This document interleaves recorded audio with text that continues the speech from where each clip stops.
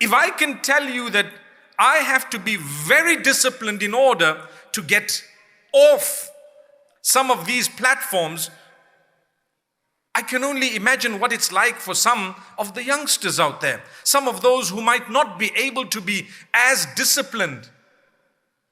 You would get up in the morning without having really slept at night, and you're groggy through the day and you're upset with the real people around you simply because you were just scrolling and laughing at your screen at a time when you were meant to be asleep. And do you know that at the moment we have not just the coronavirus, but we have what is called Omicron, right? And you need to have an immune system that is a little bit stronger, and that will not happen if you haven't slept properly.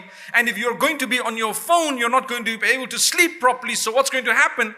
You're more likely to get sick and ill, and you're wondering why, but you're not sleeping on time. And if you take a look at the Prophet Muhammad, peace be upon him, what does he encourage us to do at night? What does the Quran tell us to do at night? The Quran says that Allah created the night for us to rest. Yes, there are exceptions. You have a guard, you have people who need to work at night, you have someone who has something important to do at night. It's not prohibited.